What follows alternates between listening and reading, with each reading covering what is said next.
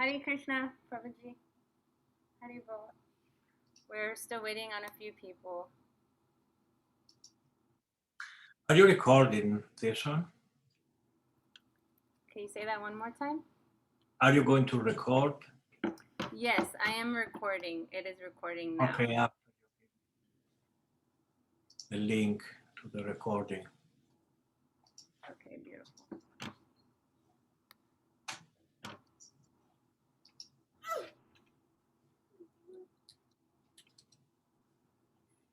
You said you would like the link to the recording? Sorry? Would you like the link to the recording? You can give me, when everything is finished, you give me the link, Okay. wherever you're going to put it, so I can download it. Okay. Or I can record it. And Okay. I will give you some place in Haribo. I will give you a folder in Dropbox where you can put it. Okay. You just put it there. Actually, I'll do it right now. So you can.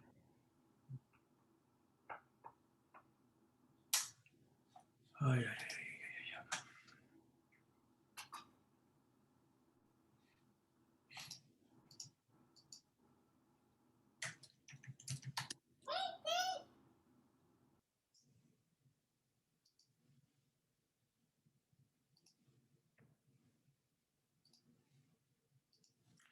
Okay, I'm put it in WhatsApp. Where are you? Here you are. Okay. I sent you a link, and when everything is finished, then you have the file, a big file. Then you put it here, and I will receive it. Yes, I received it. It's a shared folder in Dropbox. Okay.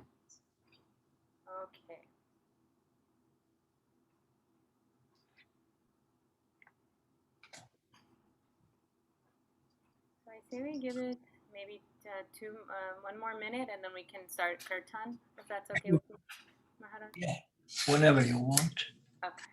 Start.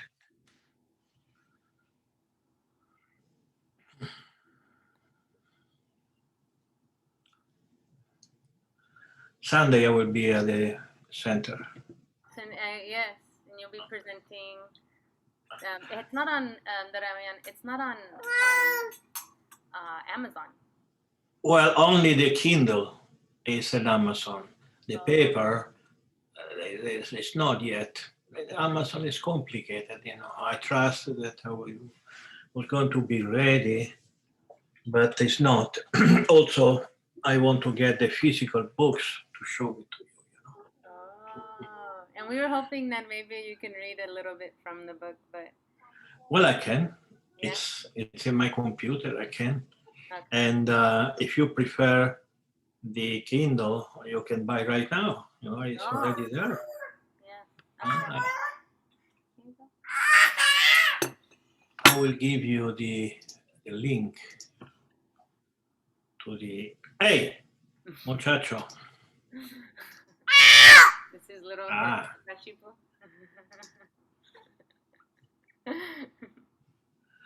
Ramayana. Okay, in Amazon US.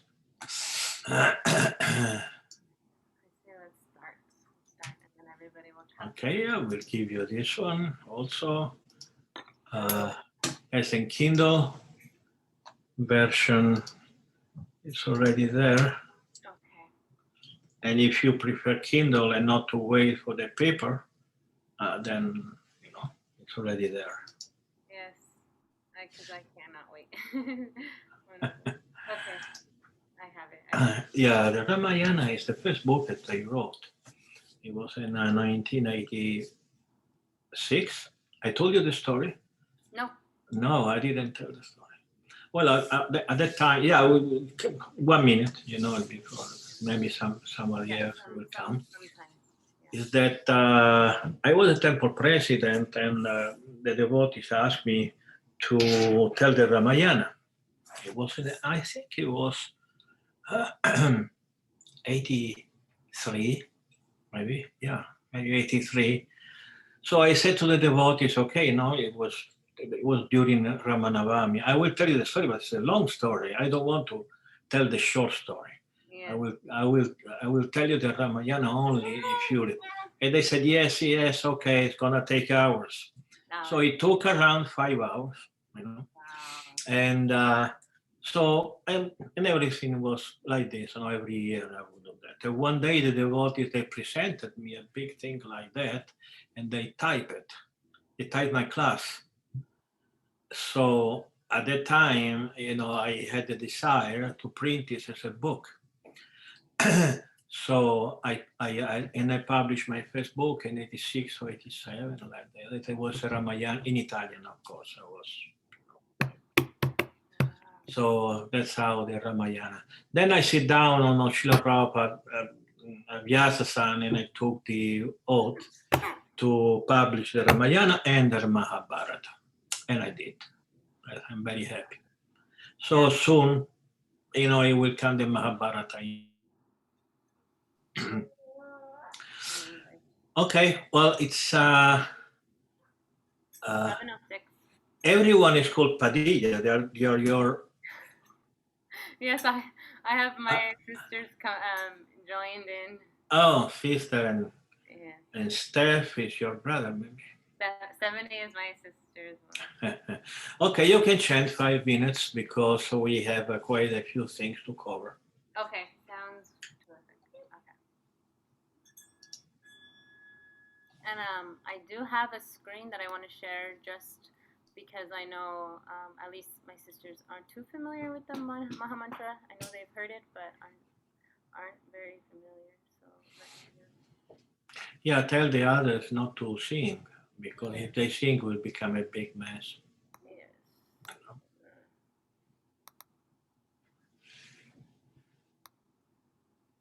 Okay, everyone can see that. Om Maya Om Namah Vishnu Padaya Krishna Prishtaya Bhutale Srimate Bhaktivedanta Swami Namine Namaste Sarasvati Deve Gauravani Pracharine Nivishesha Shunyavadi Paschatya Deshatarine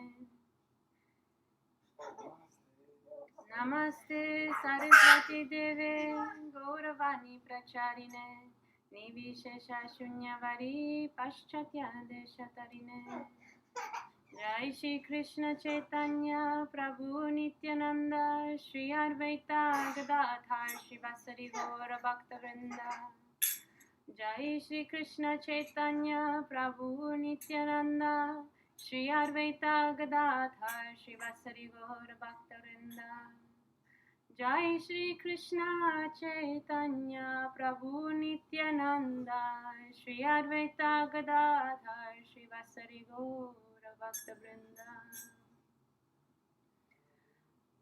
Hare Krishna Krishna Krishna Hare Hare Hare Rama Rama Rama Hare Hare Hare Krishna Krishna Krishna Hare Hare Hare Rama Rama Rama Hare Hare Hare Krishna Krishna Krishna Hare Hare Hare Rama Rama Rama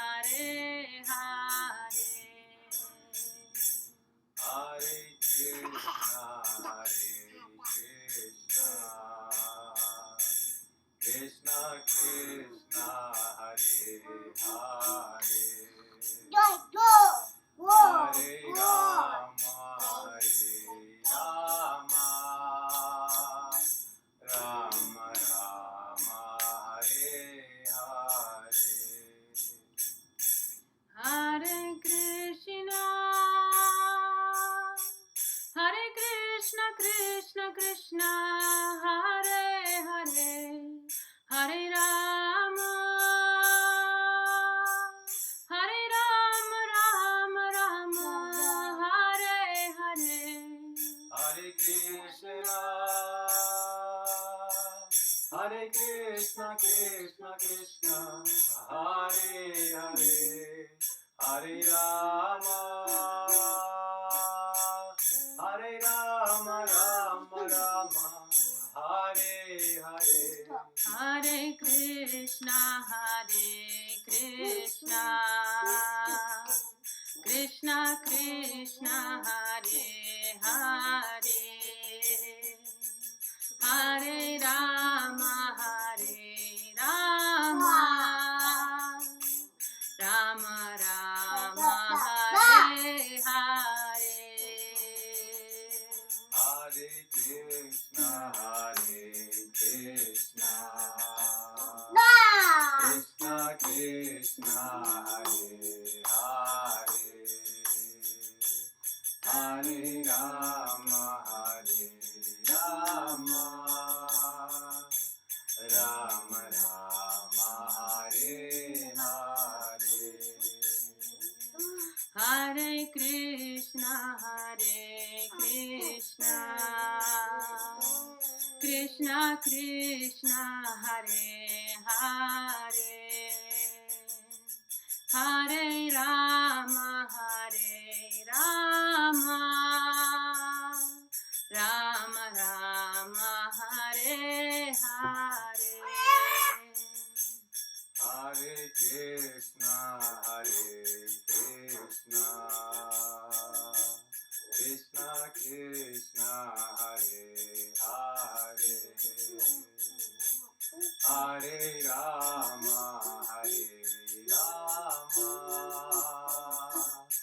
Rama Rama, Hare Hare. Hare Krishna,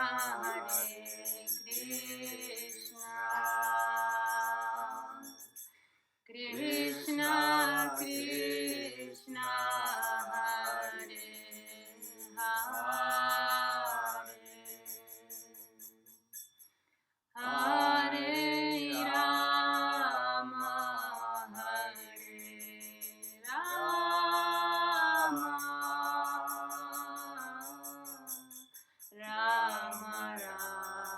Rama Rama, Hare Hare.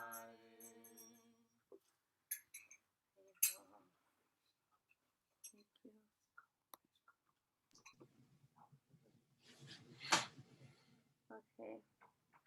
So welcome everyone. I believe there's a few people that joined in after during the kirtan. Everyone here knows me, so I'm not going to introduce myself. But I do want to go ahead and begin just with a short welcome.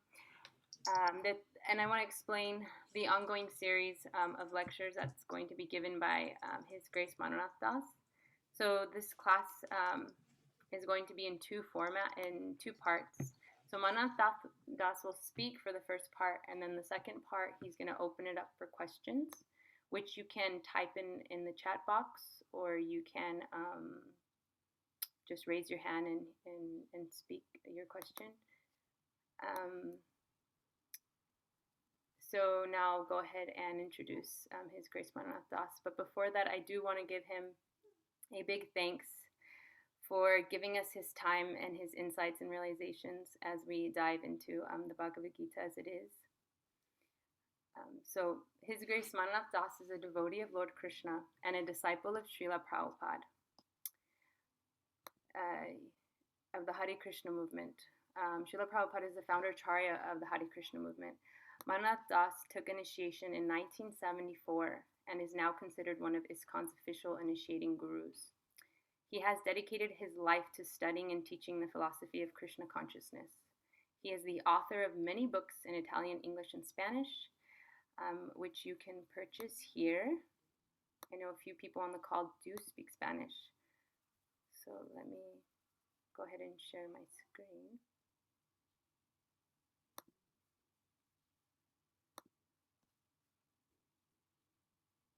I don't know if you guys can all see that. Can you guys see that? You have to go on bookstore. This is not a bookstore. This is that's the blog. Library. Got it. And He does have a blog that has many good articles of Krishna Katha. So here's his bookstore, and he has one coming soon, the Ramayana, that's translated in English. So keep a lookout for that. So now let me go ahead and stop sharing here. Okay. What else do we have? You can also find him on Facebook if you want to get more in touch with his work. But I'll go ahead and hand it over to Your Grace Manonatha Dasa. You can go ahead and take it from here. Thank you so much. Hare Krishna. Hare Krishna, everybody. I would request everyone to put yourself mute in such a way that there is no any type of noise coming in, because English, it's been 10 years I don't speak English actually. No? It's I came back in the States after 10 years of speaking Spanish, so I had to think in one language and translate in English. So please, I need some situation of concentration, of focus. So I was asked to do a Bhagavad Gita course giving general principles, not necessarily to go into depth. At the end of this course, you will know what messages Sri Krishna gives in the Bhagavad Gita. How much you will learn is also up to you, in the sense that what they call a dynamic listener is one who communicates to the speaker which point is not clear, what he would like to know more. From Arjuna's questions, you can see what dynamic listener means. There is a dynamic talker, a talker who is not only knows the philosophy, but he knows also how to get people to listen to him. Although in person is much easier than in Zoom. But the dynamic speaker also depends on dynamic listener, because the one who speaks, they can feel if the people is listening or people are not listening. So please participate in a way or in another. It will be so nice to see everybody's face, but it looks like nobody wants to show himself. It's not necessary, but it would be nice. That's part of this is a Laura Padilla. This is very important, the eye contact. You can see if the people is sleeping or by the expression of his eyes. So thank you to Cassandra and Laura. If anybody else wants to show his face, is welcome. I understand that we have only 1 hour a week, more or less. So we began at 7:20. So I usually spend half the time on presentation, the other half on questions. So let's see how it goes. We don't have much time, so today we'll deal with 8 of the most important concepts of Bhagavad Gita. We are going to deal with the introduction of the Bhagavad Gita. So thank you, Yolanda. Thank you to Stephanie. And the introduction of the Bhagavad Gita. Srila Prabhupada wrote a beautiful introduction to the Bhagavad Gita where he presents the general points. So I choose 8 points, and we are going to cover all of them. Again, not in depth, because it would take 6 months to cover all of them. We are going to say something, and then, thanks to your question, we are going to deepen into this concept or the other concept. So, first of all, no devotee should begin to speak without offering some kind of respect and thanks to those who have allowed and enabled us to speak on such an important topics. And this is called Mangala Charana, which literally means respectful approach. Mangala means respect or auspicious. And charana or acharana, the same meaning from Sanskrit, that means approach, the type of approach. So I'm going to sing very quickly. Actually, we're very late.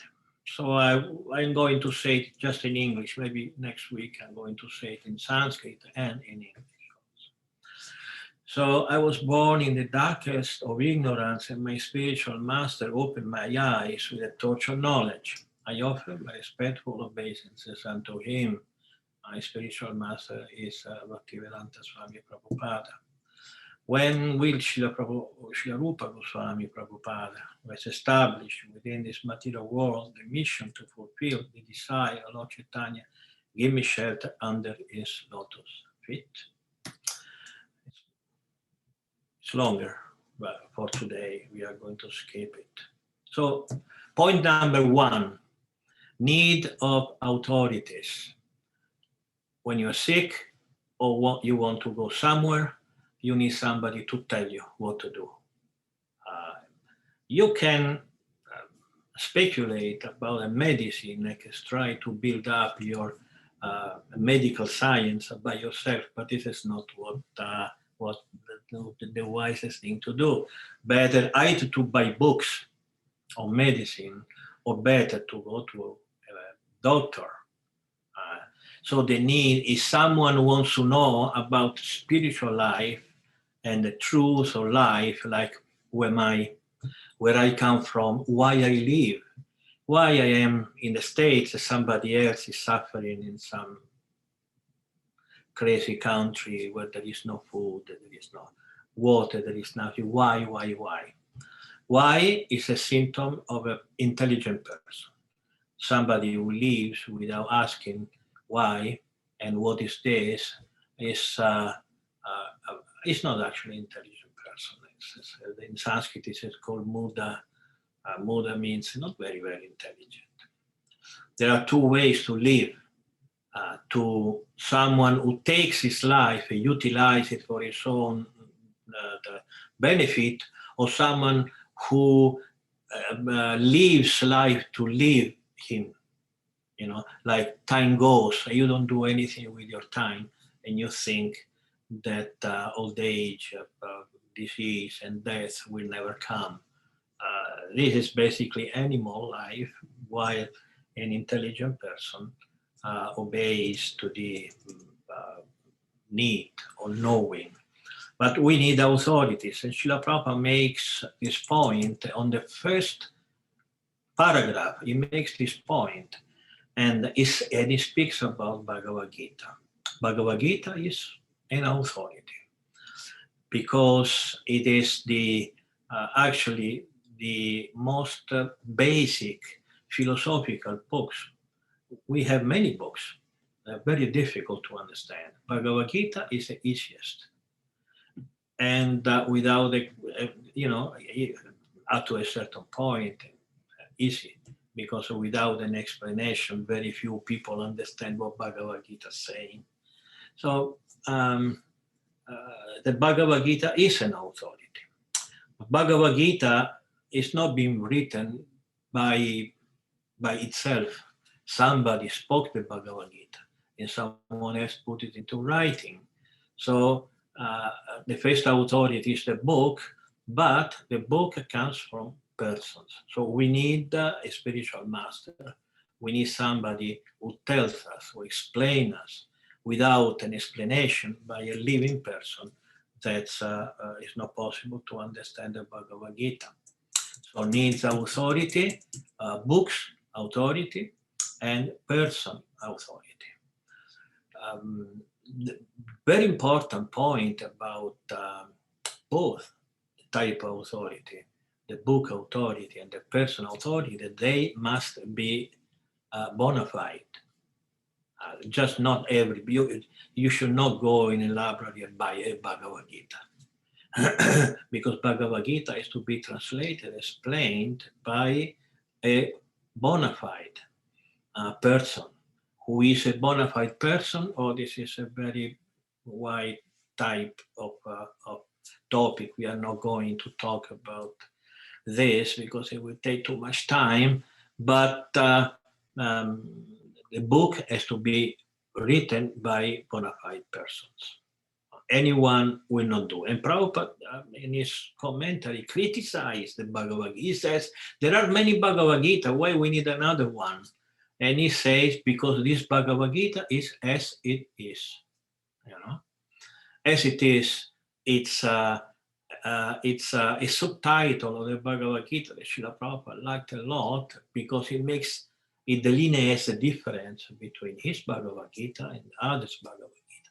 My Bhagavad Gita says it's bona fide, the other Bhagavad Gita are not.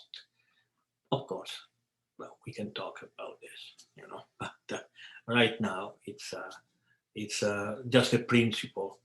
And the need of the guru is similarly important to choose a guru who is bona fide. If the guru is not bona fide, then it's a disaster for life. If one meets the wrong person to help him in his spiritual life is ruined. So bona fide Shastra, bona fide books, and bona fide spiritual master. And at the end of the introduction, Srila Prabhupada gives the proof, at least in one sense, that is bona fide, because he gives his disciplic succession. Means, who is your spiritual master? Who is the spiritual master of your spiritual master? Who is, etc., up to Krishna? If one cannot prove that he comes from a parampara, it's called, means from guru to disciple, then this person cannot be qualified, even if he is a good person. It's not that people who try to explain spiritual life but says everything wrong, it does it because it's evil. It's just ignorant, it doesn't know. So Srila Prabhupada makes the point and says someone has to be part of a disciplic succession, has to be initiated, has to be instructed by a spiritual master, and then he can become a spiritual master himself one day. And Srila Prabhupada makes a very important point, and because we need a spiritual master, but we need and a book, but bona fide, but we also need a disciple bona fide. Because if we have a very good spiritual master, but the disciple is not bona fide, then the guru will talk to the wind. Nobody will really, those words are those sacred, are so perfect that they don't go anywhere.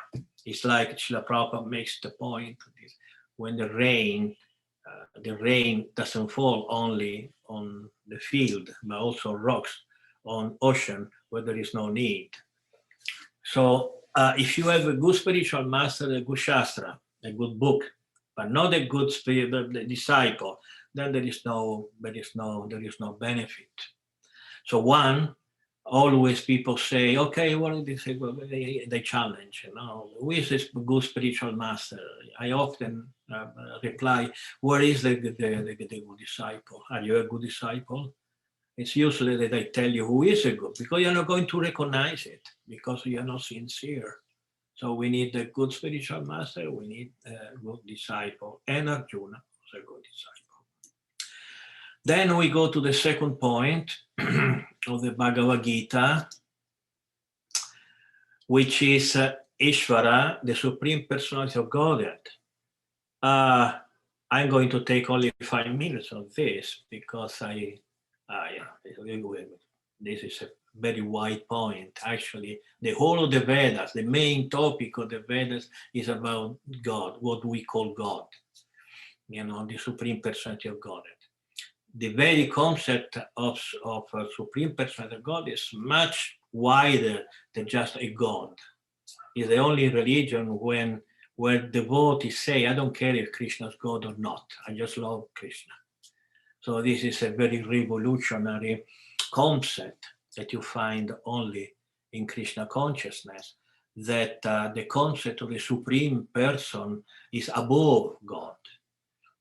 It's more than God. God is the creator, and the pure devotee says, okay, Krishna is the creator, so what? You know, he is the person that I love unconditionally. But we are going to touch this topic sometime, you know, in the next weeks.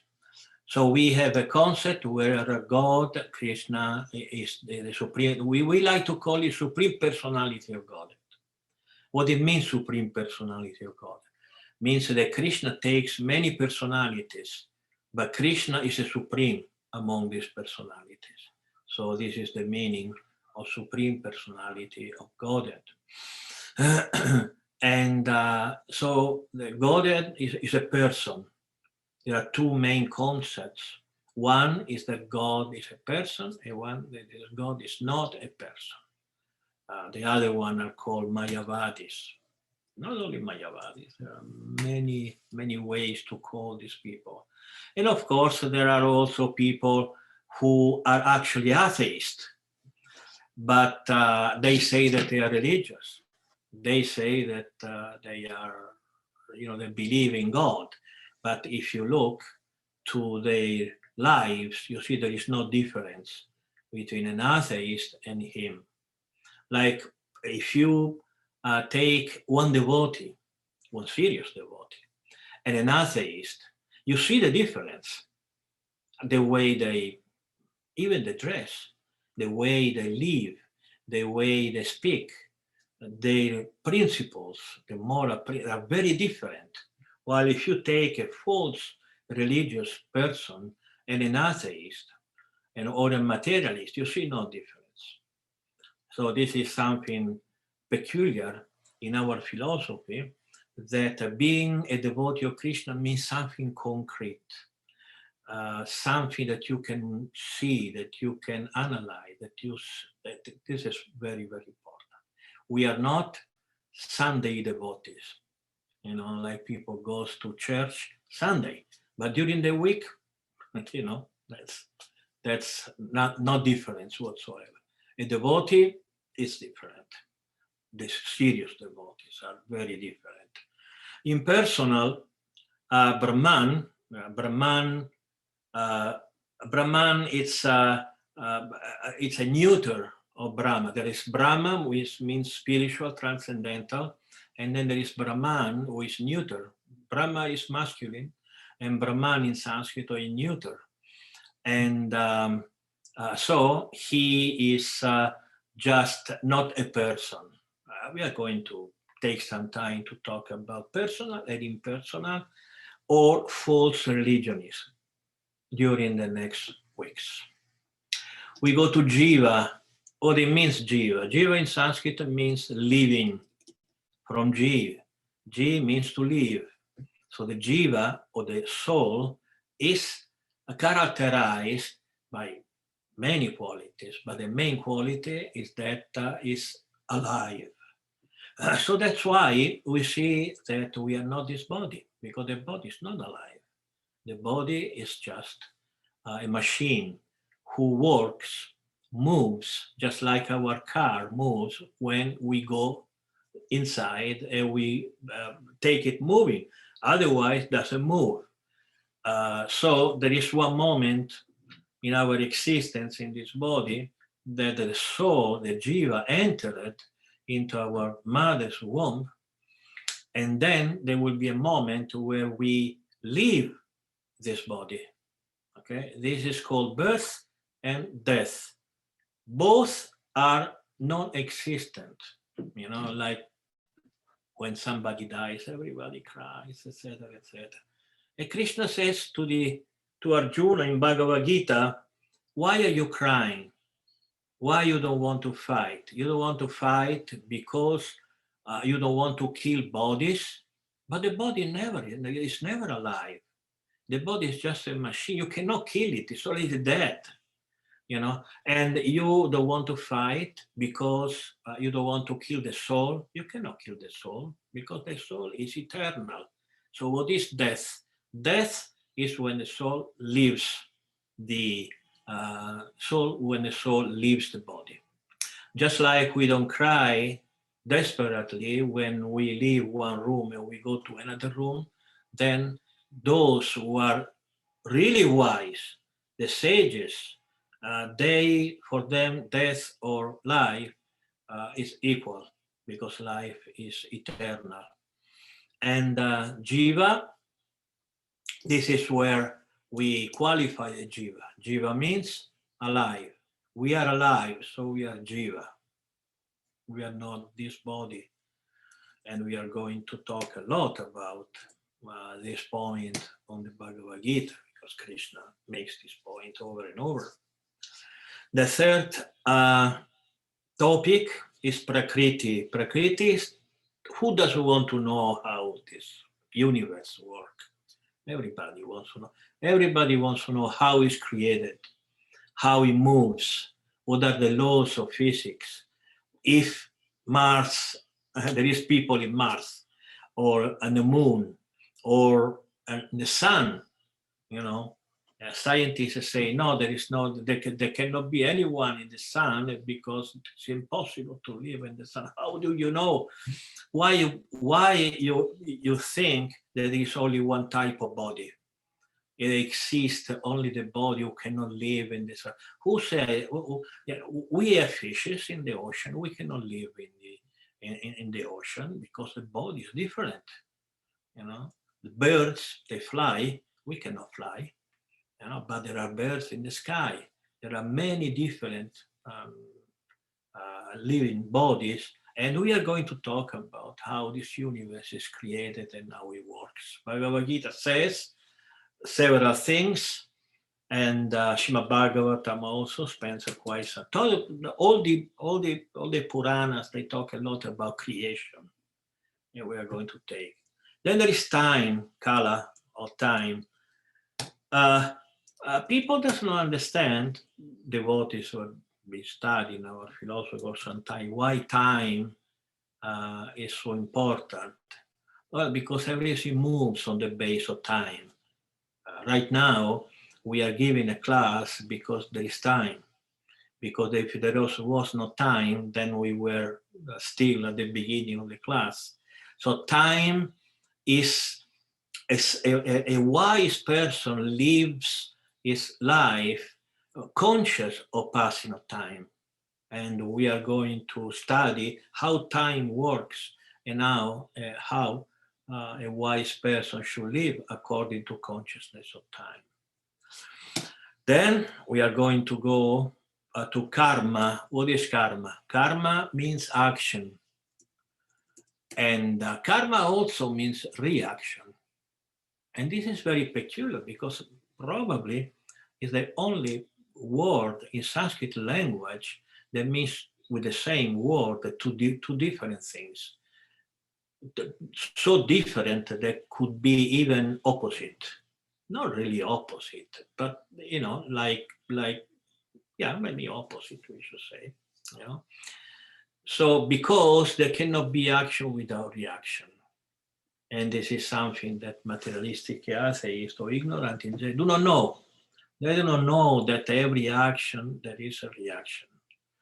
And so if we are wise and we know the science of time, the science of karma, then we can improve our life because we are going to live knowing what kind of activities will give us the desired goal. Let's say that you want to become rich, you know? Then you have to know what type of activities will give you wealth. If you don't know, then you are going to work. You are always remain a poor guy, you know, working from the morning to the evening just to eat. So the Vedas are, especially the four original Vedas, are a compendium of activities necessary to achieve certain type of reactions. There are several kinds of reaction, and in the West we see that most of activities of people conducted under total ignorance are called ugra karma. Ugra karma means they don't know, and they do activities. They are so demoniac. Let me use this heavy word. So bad. They don't know the reaction. And then they complain when there are hurricanes and there are earthquakes and there is this and that. Why? Because they are ignorant. They don't know that they are the origin of this disaster. So the Vedic wisdom is very important to know how this world works. Then we have 2 more topics. As you see, I'm going very quick, and I hope that there are questions. Although obviously each of these topics we are going to talk hours about this, but I will really enjoy some questions even today. So the other point, which is the 7th, and what is consciousness? Consciousness is a quality of the jiva, of the soul. What is consciousness? Consciousness is like if I pinch my hand, I feel something. Why? Because in my hand there is consciousness. Consciousness comes from life, from the jiva. If I cut my hand and I can pinch it how much I won't feel anything because it's disconnected from the body and disconnected from the soul. So if I pinch now and I feel something, this is not the hand feeling something, because if I cut it, I will not feel anything. So why before yes and after I don't feel anything? Because now it's connected to the rest of the body, and inside the body there is a jiva, there is a living soul, So we are going to study also consciousness. Srila Prabhupada says, consciousness is I am. So we'll see. Last is back to Godhead. Bhagavad Gita teaches us how to leave this material world, which is a source of suffering. Brahma Bhuvana Loka Punalavarti Norjuna. There is no a corner of this material world where people can be happy. In this material world, there are 2 kinds of suffering. Suffering and someone who thinks that this suffering is enjoyment. But there is no real enjoyment. Enjoyment is only spiritual. So people are so accustomed to the poor thing, some little insignificant pleasure, that they think this is happiness. But Bhagavad Gita, this is not happiness. This is just a momentary suspension of pain. This is what Bhagavad Gita says. And Bhagavad Gita says, this is the formula to get a real happiness. Antakale chamam eva smara muktva kalevaram ya prayati samadbhavam yati nasti atra samshayaha. And whoever at the end of his life quits his body, remembering me alone, at once attain my nature. Of this there is no doubt. This remembering doesn't mean actually remembering. It's a state of consciousness. It's a state of consciousness that gives you the quality of the next body. Of course, if you remember Krishna at the end of the life, good. But if you have been an evil person the whole of your life, and then you say, okay, but wait, now I'm going to die, Krishna, Krishna, Krishna, you cannot kill Krishna. You cannot, this doesn't work. At the end of your life, your consciousness will be the result of what you have done and been the entirety of your life. This is very important. Yam yam bhapi smaram bhavam. Bhavam means to be. Yang yam vapi smaram bhavam tyajati ante kalevaram tantameva iti kauntaya sadata bhava bhavita. 3 times the verb to be has been expressed in Sanskrit in different present, past, and future, saying that what you are at the last moment of your life, that will give you the next body. So it's important, and this is a difference from other religions, where they say, okay, at the end of life, I will say, oh my God, like this.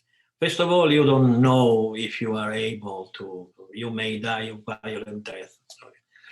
And also your mind is not really in the best moment to think what you want to think. But even if you can do that, then the quality of your so-called God thought will not be high quality. So you will not go back to God yet. If you just try to cheat Krishna, saying, I will do whatever I want, at the end of the life I will think of you, you cannot cheat Krishna. Okay, so we have, I will resume, and the 8 points that we had discussed very quickly. I feel like I rushed, Need authorities. We have spoken briefly about need of books, Shastra, and need of guru, person. And we need a disciple also, otherwise you don't understand anything. Then we have spoken about who is the Supreme Personality of Godhead, Ishvara. Then we have spoken about Jiva, the living entities, that's us. Then Prakriti, the material nature. We are going to study how this universe is created. Then time, it's so important. Then karma, the action and reaction. Then consciousness, and then the way of going back to Godhead. All right, so we have some 10 or 20 minutes. Please present your questions. Thank you. If you have any. I do. I'll go ahead and start us off. So Manonatha, when approaching the Bhagavad Gita, like I know in my life, there's been this kind of intimidation with spiritual books. Like I remember when I was younger, just even hearing the word Bible or looking at the Bible, there was already just this kind of, I don't know, what's the word I'm looking for? Like intimidation. And so I'm wondering like how to look at the Bhagavad Gita, not in a way that's so serious, almost kind of puts you in fear, but in a way, kind of in a loving way, like in a way where it can be kind of a poetic thing. It could be something colorful, something not so, something serious. I don't know if my question made sense. Yeah. Well, you cannot pretend that in 40 minutes or 30 minutes, actually, I can give the full scope of the Bhagavad Gita. I'm sure that at the end of the Bhagavad Gita, you will not find intimidation from the Bhagavad Gita, because the Bhagavad Gita is not intimidated. Obviously, there is some type of person who will feel intimidated by the Bhagavad Gita, that are those who are attached to material life and do not want to change. Obviously, if one does not want to change his life and hear the Bhagavad Gita, remember him some facts. I know that talking about death or talking about old age, one may feel a little thing, and I don't want to think about this, But but you are going to become old. There is no, so if one is afraid of fact, maybe it's not really mature to hear spiritual life. It should continue its materialistic life, and when it will be more mature, Krishna is always here. I remember one thing, though, that yesterday I was 18 and now I'm 66. So what does it mean? The time goes in 1 second like this. I don't understand how you arrived at this age. I don't know how I arrived. I just feel exactly the same when I joined this movement. I was 18, best moment of my life. And I think intimidation may be there when somebody do not know what spiritual life is. If someone knows that spiritual life is joy, the spiritual life is happiness, the spiritual life is the spiritual life is eternity, the spiritual life is not eternal in a place where there is a Schwarzenegger with a thunderbolt. If you do a sin, will throw you in the hell eternally. It's a totally different, that there is, when I was young, I was born in Rome, so I would go often to the St. Peter church, and there was this picture of statues of God that had been very muscular, huge, with a big beard, with a thunderbolt. And I thought, and I was very young, I thought eternally I had to be with him, it's this material life. It's not good, but at least if you don't like it, you can die. Okay, but if you go in a place where you are eternal, you cannot even die, and you don't like the place where you are. That's the worst hell you can experience. And then after maybe the first moment of an certain concept of Krishna consciousness, you understand the Krishna consciousness and in the reality of spiritual life, the spiritual world is so sweet, it's so beautiful, and it's much, much, much more beautiful than any type of materialistic material life. So if someone is therefore a little patient, and continue hearing the philosophy, then you will come to the point that you will not feel intimidated, because there is nothing threatening in Krishna consciousness. Thank you. If I may say something, I interpreted Cassandra's question more as of in the intimidation that one might feel because of the experiences that they might have had, with religion, or like the term Bible, for example, and, maybe didn't have pleasant experiences. So when it comes to, let's say, opening up and learning about this, it can be a little bit of like the fear of the unknown. And how do you possibly limit that as much as possible when kind of talking to others? This is a problem. It's a serious problem, and I know it because I was born in the most Catholic city of the world. I was born in Rome. You can get anything more Catholic than that. So I felt the same way. I remember. Well, first of all, I want to say that our point, our conviction is not to talk badly about other religions. Okay, we don't want to talk about any other religion. People, we prefer to talk about our own religion. But it's a matter of fact, I have to deal with past experiences of people. So, for instance, I can tell you one of my past experiences. I was very young, maybe 11, and at that time, in the country where I was born, the religion was compulsory at school. You must have studied religion. So there was one priest coming every Saturday teaching religion, and although I was very, very young, I was very inquisitive, and I won't let him go without making questions and questions and questions. And one time he got tired of me, and he said, making question is the act of the devil. You just had to have faith. So at the time, I couldn't really process these two concepts, faith and not making questions, because for me, they are two different things. So it took me some years. I became a little more mature, my intelligence to develop a little more to understand how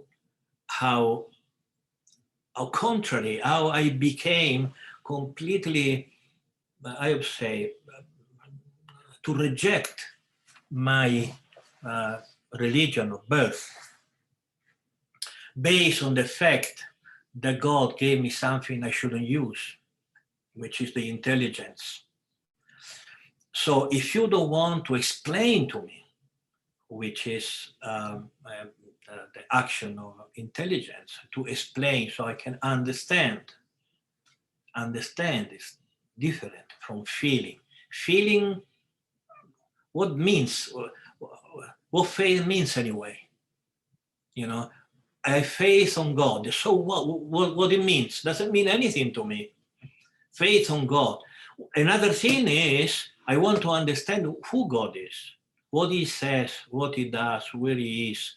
That makes sense to me. I mean, maybe I never will be able to understand him at the time, but this makes sense to me. Why the word faith for me is a word, it's an empty word, doesn't mean anything. So I feel that we had to little bit try to put away our past experiences and open the door to new experiences. We cannot be limited in new things because of the past things. And maybe this is one of the reasons why we prefer not to call ourselves religion. You know, Krishna consciousness is not a religion if you mean religion like Muslim or Christian, or basically there are two religions, because Buddhism is not a religion. It doesn't talk about God, so it cannot be a religion. So we have two religions in the world right now. It's a Christianity and Muslim religion. So when a religion tells you you had to have faith and not use your intelligence to understand God, for me, is not acceptable. It's not acceptable. And we can see without, again, I don't want to get and criticize and everything, but the horrible things happening with Muslim religions is based on faith. They accept what is scripted in the Quran without any how you say, help me, any discrimination. They don't discriminate whatever has been said to teach you a concept, and it should not be applied literally, or something that it applies in other ages and not now. In the Veda, for instance, is written that women were less intelligent, but that was thousands of years ago, when men and women were different than today. Today, I see no difference. You know, what is the difference between the level of intelligence of men and I know a lot of stupid men, stupid women also, but I also know a lot of very intelligent women, even more than men. You know, the word intelligence doesn't depend on your body, on your physical body. It depends from if you are actually intelligent. So we had to study and understand the scriptures with discrimination. And so our spiritual master, when I met Srila Prabhupada, one of the first things that I heard saying from him, he said it 3 times. He never spoke about faith to me. He always said, try to understand, try to understand, try to understand. He told me 3 times. No? And since I was a kind of philosophical type of young boy at the time, you know, it made a lot of sense to me, because I didn't want to suicide my intelligence to be a spiritual man. I wanted to utilize my intelligence for spirituality, you know. So it worked. And I think Krishna consciousness is can be called religion if we understand that our use of the word religion is different from the common sense of religion. You know, religion, blind faith, Krishna consciousness is not a religion. But if you mean religion, it comes from the Latin, religo, relegar, or put together. The jiva with God, then yoga is the same meaning. Yoga means huge, to reconnect with Krishna. The science that allows you to reconnect with God, that is religion. Then okay, we are a religion. Otherwise, we prefer to call ourselves in some other ways. So to conclude, your very nice questions, and also Vanessa, is we had to understand that Krishna consciousness is very different from other religions. It's just that the way it works, the mechanism, the way we want our devotees to think, to be. We don't want an army of yes men. We want an army of persons who learn how to use the intelligence. This is very important. Thank you. That was really helpful. I appreciate that. We'll have opportunity to say more about this point. Okay, we have some 5 or 10 minutes more.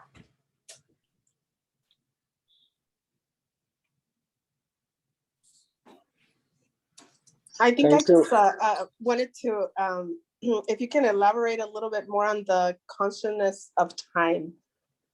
Oh, Mm-hmm. okay. Consciousness is the main characteristic of the jiva. We have said that jiva means the living. So when you live, then what you are is very different from inert, non-living matter. Matter has no consciousness. You know, you can hammer a table and doesn't say aya, no, but because there is no consciousness, because there is no life, and any form of life who walks like animals. Why we are vegetarians? We are vegetarian because we have no right whatsoever to kill, because they are conscious. You know, there is no animal that says, okay, kill me. You know, it doesn't matter. You know? There is blood, there is screams, and it's a horrible thing. So consciousness is the main characteristic of a living soul. And consciousness means what it means. For instance, I am. You can say, I am Yolanda Padilla, I'm a woman, I am whatever you are. I don't know if you are Texan or what else. And so I am is one of the characteristics of consciousness, you know. And there is contaminated consciousness, and there is non-contaminated consciousness. Contaminated consciousness is when the jiva, the spirit soul, does not understand who he is. And he thinks, when you get up in the morning and you go in front of a mirror, says, okay, I'm a woman, I am Texan, I am white, I am rich, I am poor, I am this and that. This is contaminated consciousness, because you are not this. This is what you have outside. It's like a dress for the soul. And when you go in front of a mirror, you don't see the spirit soul. Through knowledge and practice of knowledge, you can realize that you are different from what you see, that you are a spirit soul. And the proof that you are not this body is that you are going to leave it. You are not going to keep it in eternity. You are going to leave it. But the spirit soul remains. Whatever is eternal is real. whatever is temporary is unreal. So we should say that our material body is unreal. Unreal means it's like a dream. You know, we dream something at night, and then it finishes when we wake up. So one day we will wake up in another body, and your feminine body, text and wife, whatever, then it will not be there anymore. So it wasn't real, because real means eternal, and Krishna explains this point very well in the Bhagavad Gita, making a difference between what is real and unreal. And so consciousness is what it allows me to gather experiences in this world. For instance, if it's too hot, I perceive through the senses the heat, no? And this sensorial, is correct? Sensorial experiences, it goes to the mind. The mind is the place where the experiences are. The senses have the function of gathering the experience, but then the experience goes to the mind, and the mind will tell to the senses, don't touch fire because you touched already one time, you burn yourself. It's the mind who tell you, because senses, it's just automatic. You know, I touch because I want to touch. The mind remembers the experience and don't touch fire. But then there is a superior level of consciousness, which is called buddhi in Sanskrit, which is intelligence. The intelligence says to the mind, look, this experience may be pleasurable, but it's not right. You know, you can think that eating, it doesn't come to my mind any good example to use, but for instance, if you eat something that is good, but it's not good for your health, it just feels good, then the mind will tell to the sense, yes, it's good, but intelligence said, yes, but it's not good. It's relatively good, but it's not absolutely good. So the intelligence is the higher level where it can tell you what is right and what is wrong. Mind doesn't tell you. And feelings like faith, it comes from feeling. Then it's a lower level. You don't need to be intelligent to have faith. You just feel, oh God, oh my wife, oh my husband, oh my son. This comes from the heart. When we speak about the feelings, the love and friendship, all this comes from the heart. But you don't, it's not a level of intelligence, because a level of intelligence will tell you your beautiful wife just will become ugly one day. So it's better that I live in such a way that I will become mature the moment that my wife will be ugly, so I don't go with other women.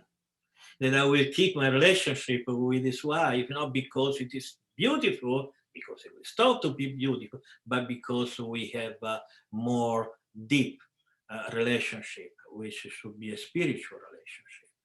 So this is consciousness, but we'll say much more in the next week. Time is the regulator. Time, it's people do not think about time. You know, this day is finished. What did we do with this day? Of course, we did something good. We spoke about philosophy, Krishna conscious philosophy. But normally, what do? You know, not we, but general, the people in general. What do? You know, they wake up and they eat breakfast, and they go to work and make some money, come back and watch television and go to sleep. Basically, this is life. Is this life? Is really life? This is not life. This is waiting death. Waiting death. This is agony. So we had to utilize our time in a better way. And Krishna consciousness of Vedic culture teach us how to utilize our time that we have in a better way. Be more conscious. Not that we should, this is very important, you know. We should not live with the obsession, the fear. This is what the Christian monk in the 14th century were doing. No? They were doing, remember that you had to die, remember that you had to die. You know, in the convent, they would go around with a bar of iron bar. So to avoid the monks masturbating, so they will go like this and say, remember that you had to die. That's not our philosophy. This is not what we teach. We teach to people to be happy, utilized in the right way, not in a negative sense, to negate everything. We don't say to people, you should not be happy. We say to people that we should learn how to have the right type of happiness. There is not only one happiness. There are other happiness. We have to choose the right one to be actually happy. We don't think that materialistic life gives happiness. We don't. Right.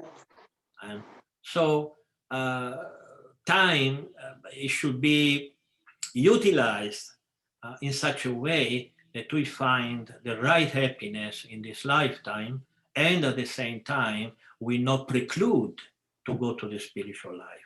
It's not that to go back in the spiritual world, you have to suffer and do austerities and sacrifices the whole of your life. This is not our philosophy. We can be perfectly happy in this body and at the same time go back to the spiritual world. You just have to learn the science. Thank you.